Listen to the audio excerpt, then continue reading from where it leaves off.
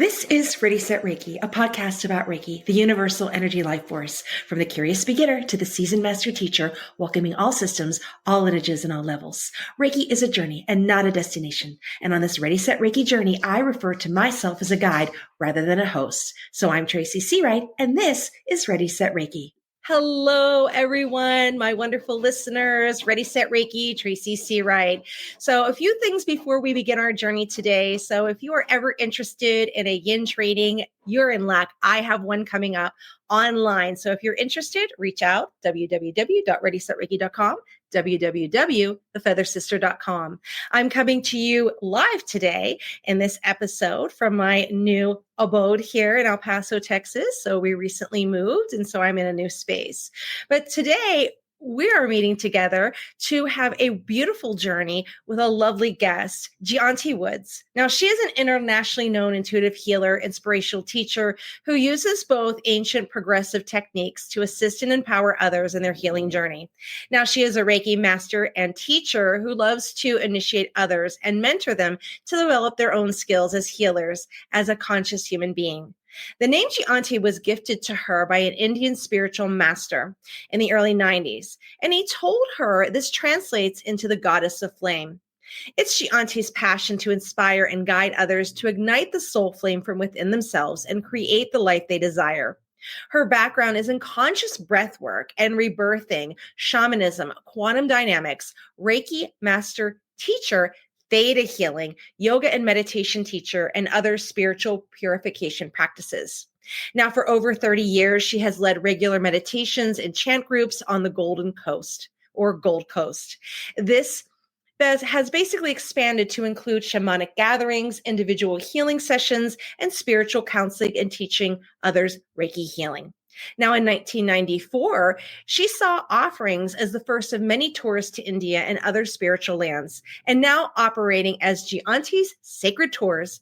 Jyanti leads regular tours to India and retreats in Bali and other high energy places. So let's take a moment to welcome Jyanti to Ready, Set, Reiki. So welcome to Ready, Set, Reiki. And thank you, Tracy. Lovely to be here. Wonderful. So let's begin our journey together. I told our listeners a little bit about you, but we would love to hear in your very own words. Tell us about yourself. Well, I grew up here on the Gold Coast and lived. The Gold Coast, by the way, if no one knows, is one of the top tourist attractions of Australia. And we have a coastline of beautiful beaches and, surfing beaches, very big surfing here. And it's grown enormously in the time I've been here.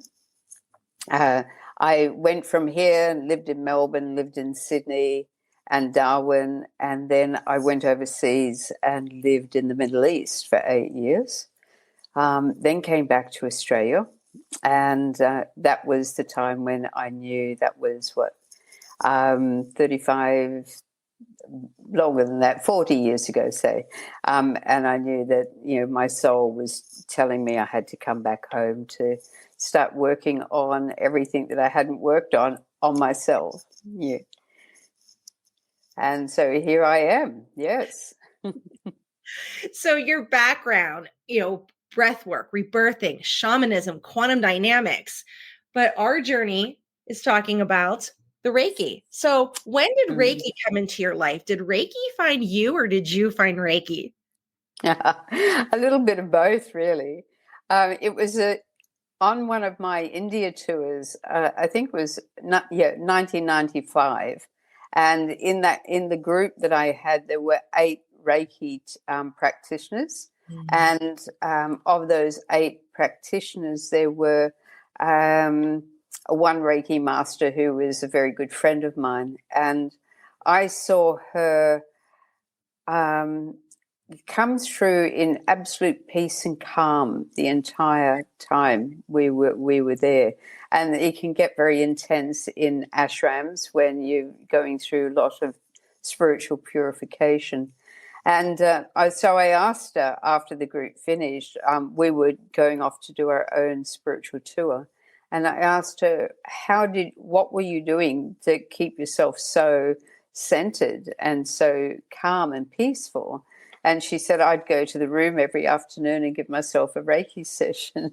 And that was it, because I just said, okay, because I was doing spiritual healing before that, but I didn't have my own calming, my own ability, to put my hands on. So when we came back, I did Reiki 1 and Reiki 2 with her. Beautiful. Well, the landscape of Reiki certainly has changed since you were first introduced to it into the 90s, right? My Oh, goodness. yes. It is so much mainstream now. Like Yep. my children know about it from TikTok. They're able to say, oh, yeah, this person and that, and they're able to name all these people. So for them, there's no stigma to it. It's like just another thing to scroll on by with. So as you've been on this journey for how many years? What are some of the misconceptions you find that people think about Reiki? Well, to be honest with you, in my world that I create, I don't hear of any misconceptions. Right. To be perfectly honest, because most people in Australia are so used to Reiki now, that it's gone. But years ago, I guess people used to think it was a bit of a cult.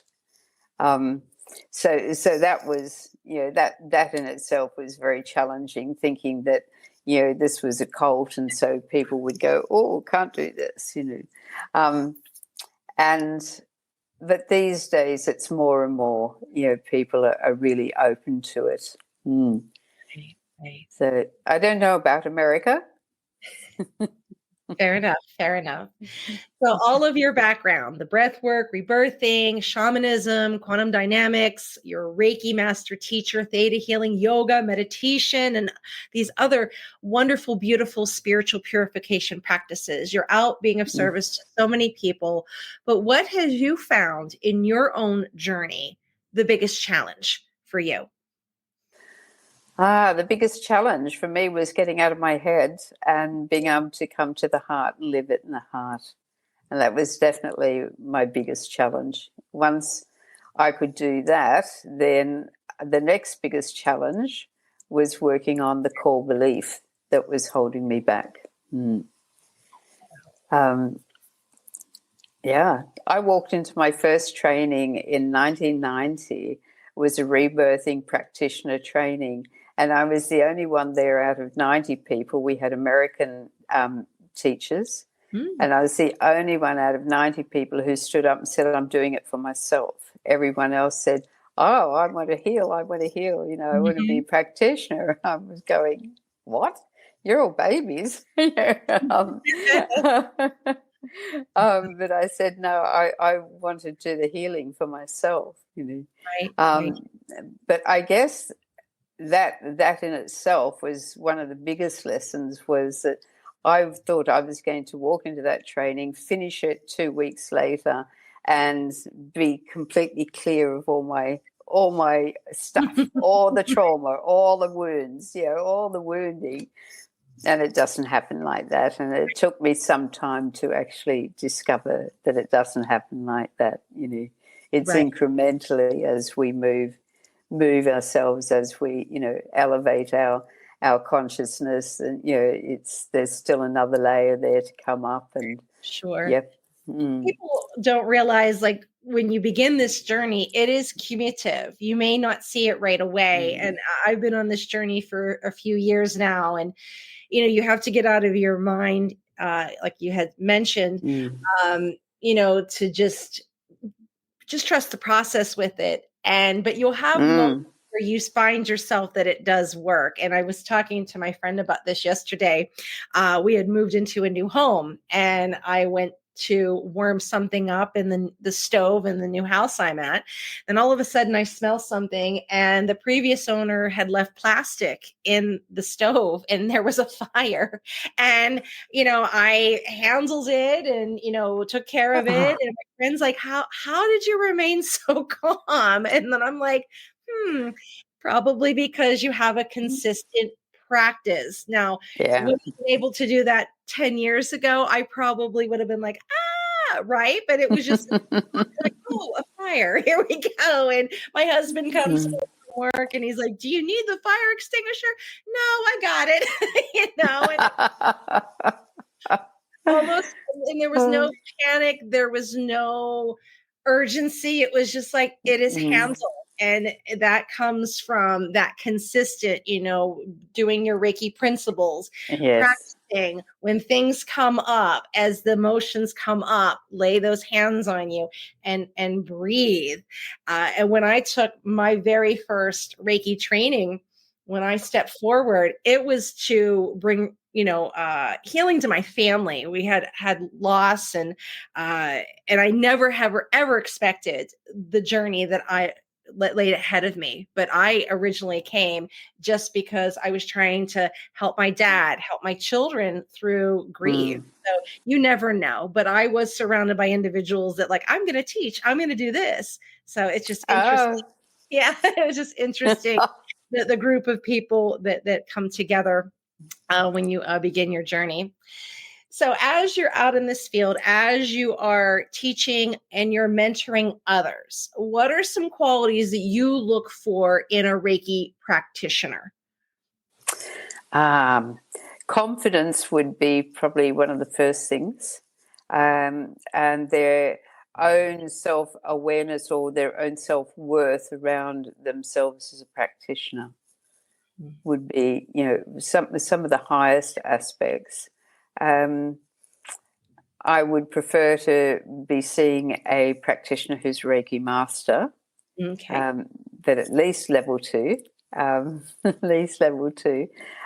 just because that denotes normally that they have had a lot of practice themselves with their own self-healing, because I do notice that a lot of people do a level 1 and go out there and want to be a practitioner straight away without any experience. Sure. And they forget that to go and have friends come and family come and that to give practice sessions to build their own energy and to build their experience of working with someone. Right. So self-confidence, longer time, and I think a level of integrity, and you can normally feel that with someone, whether we can get fooled sometimes, but normally self-integrity is really important. So what are your thoughts? You had said longer time. There are some lineages out there that you can get your master's fairly quickly. And what I mean by that is like within 5 days or within 6 months or within a year. Do you see that as an issue, or do you take it kind of as an individual case by case? Like someone like me, think that fire energy, my teachers always had this type of guideline. Like you need to do this for 6 months or do this for a year. And when I came into the picture, they had to reevaluate things and they felt like, well, maybe your energy is ready for this. So how do you look at that as you have a student in front of you and well, you need to have this for 6 months, but you clearly see that this student may be ready?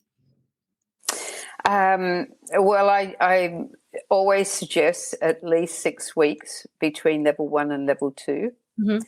And then a minimum of 6 months to do master, but maybe longer. And I have found that most of my students who have done the Reiki master with me, they've waited at least a year, if not more.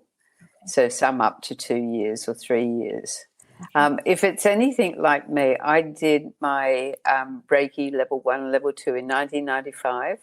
And then I didn't do my Reiki mastery until 2003, I think it was. And that's when Spirit was giving me the call, a few years before that, they started saying, it's time, you have to become a master, And I looked around for the master who I wanted to do a training with. And it took me 2.5 years to find the right master. Wow. Wow.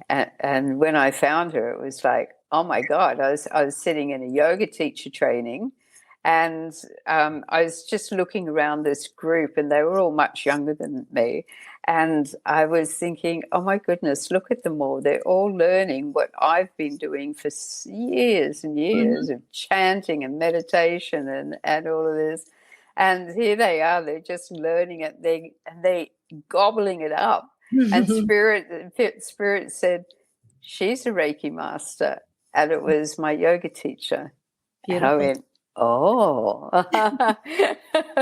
And so I went straight to her when we had a break, and I said, will you make me a Reiki master? Will you be my master? And she said, oh, yes. I think I might have been one of her first students. But I knew that she was the right energy for me. So I think it depends, it really does depend on the person. I've had someone pull out because they knew they just weren't ready for it. I've had others who have done the Reiki mastery and then just use the energy of it to go on and do other things in their life. Beautiful. Right. And I like how you mentioned that it was the connection of the energy. It wasn't anything about price, right? It was the energy. Beautiful. It's definitely the energy. So what advice do you have for someone who's just entering spiritual work?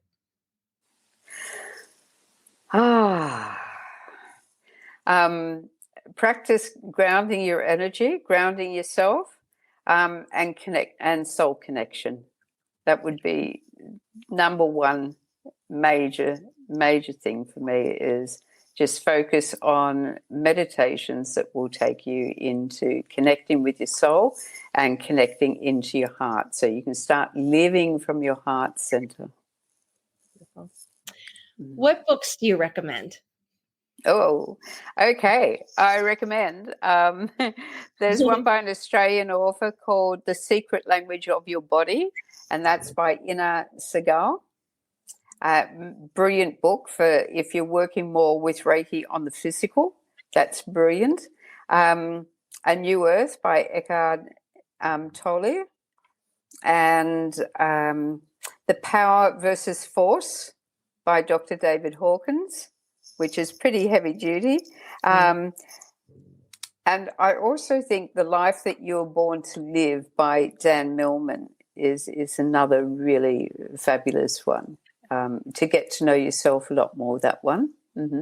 The language, the secret language of your body, helps enormously when you or someone has family or clients have problems going on the physical level, and it'll help you sort of give the client information about where it's coming from, why it's there, what emotional energy can they work with. And A New Earth too is because so many people these days still do not know about that it's emotions and wounding from childhood and all that. So I think that New Earth really does help in that regard. Beautiful. Thank you for sharing that. So what other services do you offer? Do you offer any classes, events, trainings? I just did just held a Reiki one on Sunday, actually.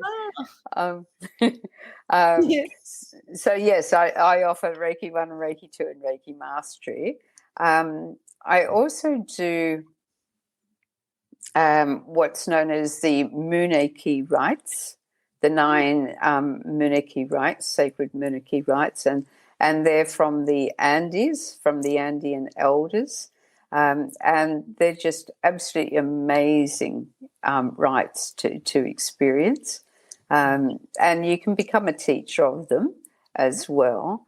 However, just to do the workshop and all the different rites that come through change so much for people. It really is life-changing. I still do occasionally the shamanic journey work.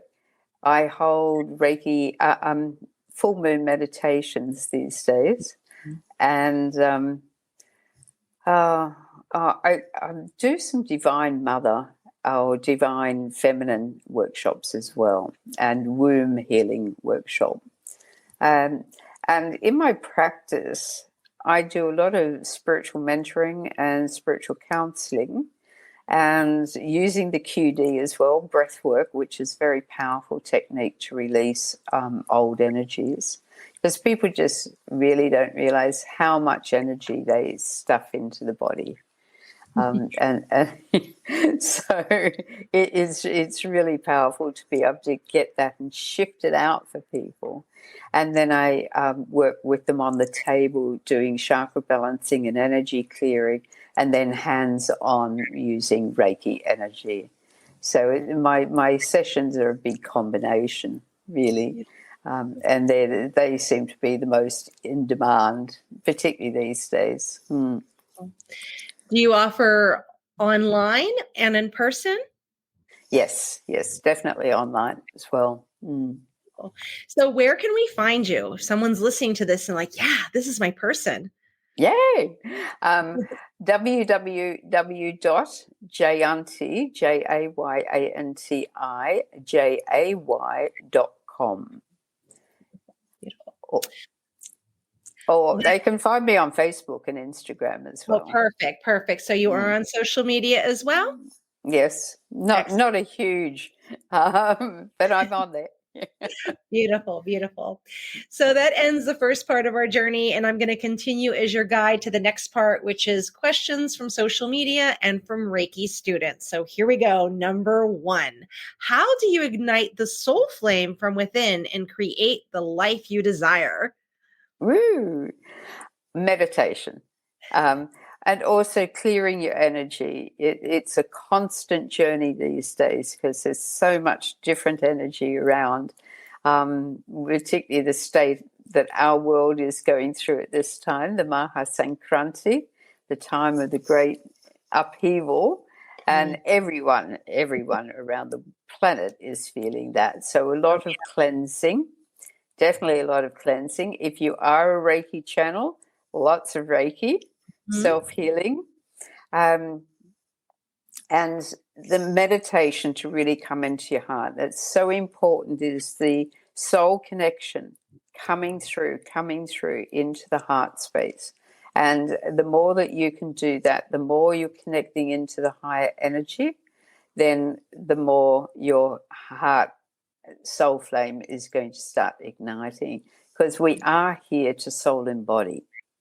Really, that's the bottom line of why we're here in a body, is to soul and body, and to do that we must embody, and meditation is the pathway to that.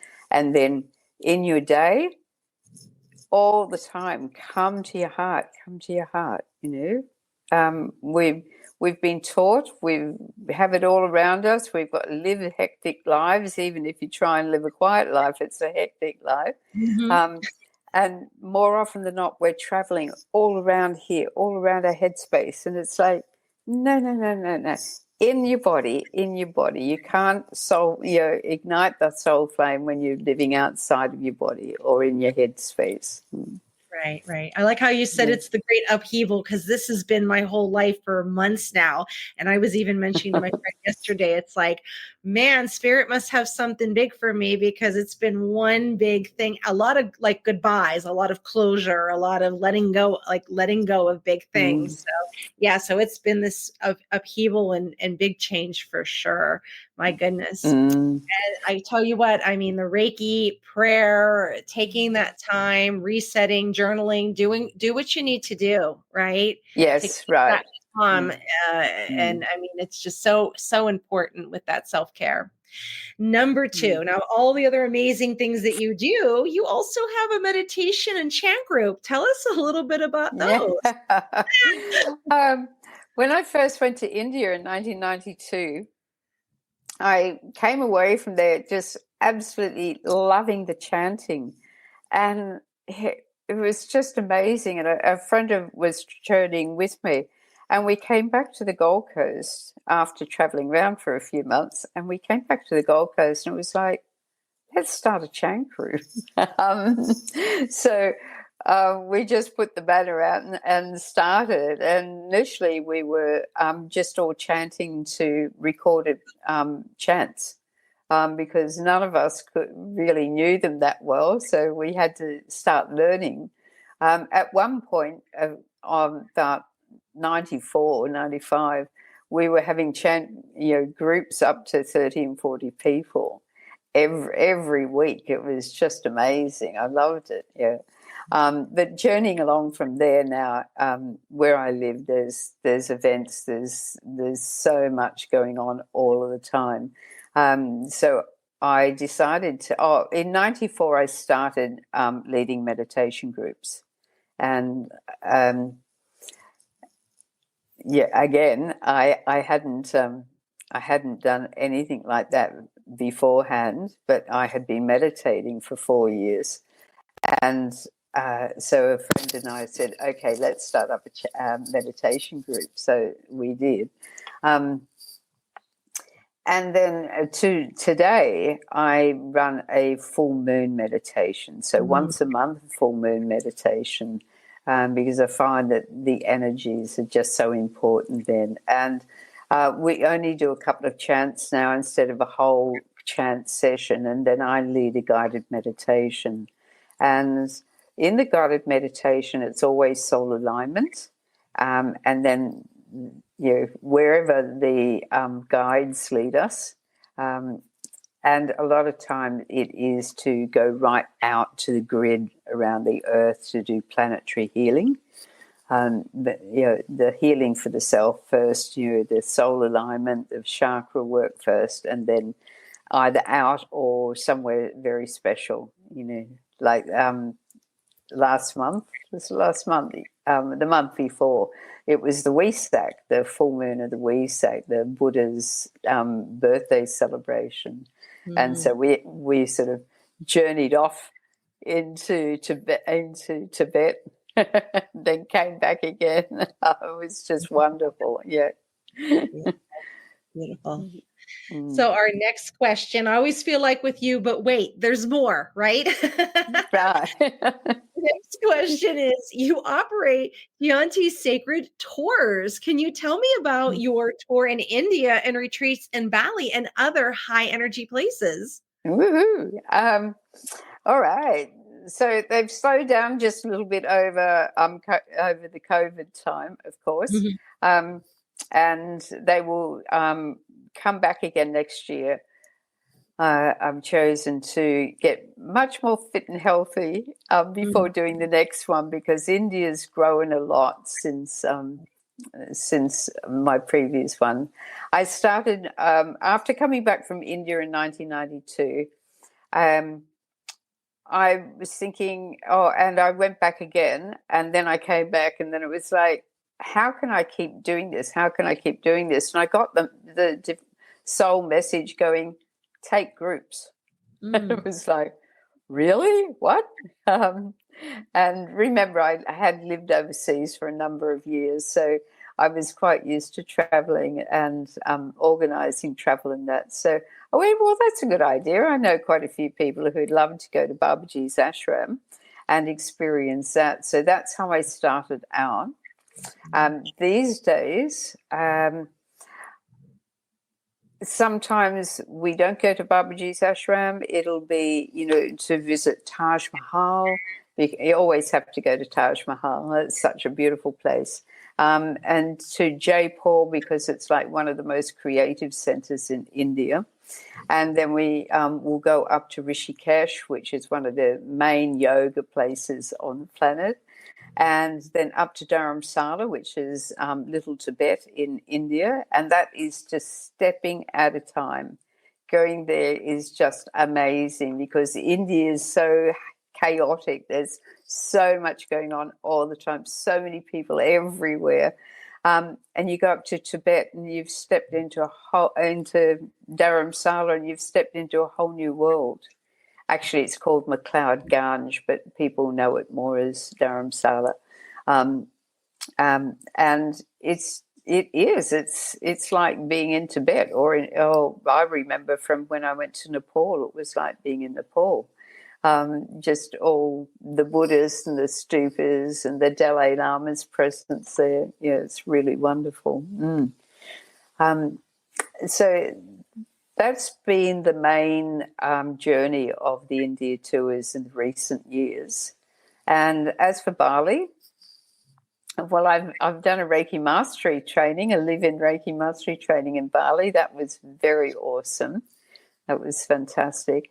But mostly I do a combination of things. So depending on what the theme of the retreat is, there will be a lot of processing work, a lot of ceremony, ritual, and I don't know about what people understand about a lot of Reiki retreats, but there's a lot of people who go there and they drink cocktails at night and get up and do yoga in the morning and that, but that's not my purpose when I'm doing a retreat. It's, so it has to be really good food and, yoga normally and meditation, always yoga and meditation every day. We go and visit beautiful temples, water temples and other temples, and get ceremony, get cleansed and etc. by Balinese priest or priestess. And depends on what area the retreat is, whether we get to go near the ocean and there's a bat cave there, which is this ancient cave. And they're just wonderful because I love Bali. The energy there is just so beautiful. And the people themselves are just divine. They're so special. They really are. Beautiful. Thank you for sharing that. Well, that was the last question. As we've been talking, is there anything that you may have forgotten or something you'd like to share with the listeners? The floor is yours. Oh, thank you. So I think the most important thing for people at this time, for all of us at this time, is to really get earthed and grounded and to think clearly about what's going on the planet and stepping out of time with that, because it can get so messy and it brings up so much stuff for people that I think that we really have to step away from a lot of that. And it will be as it will be.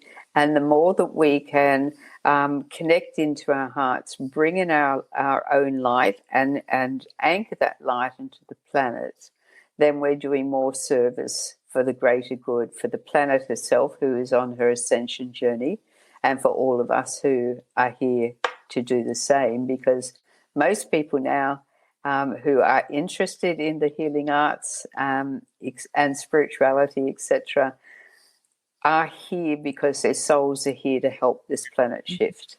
So that would be my biggest message out to people, is to not buy into it. And things are getting pretty messy with the talk of World War III and that. And I just say, leave it alone. Don't go there. Just, you need to remain peaceful and calm within yourself.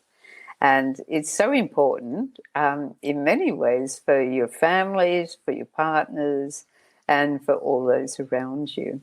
And for yourself. Very good. And our listeners can find you online, right? Yes. Yes, they can. Site again? Sorry? What was your site again? Jayanti J. Beautiful.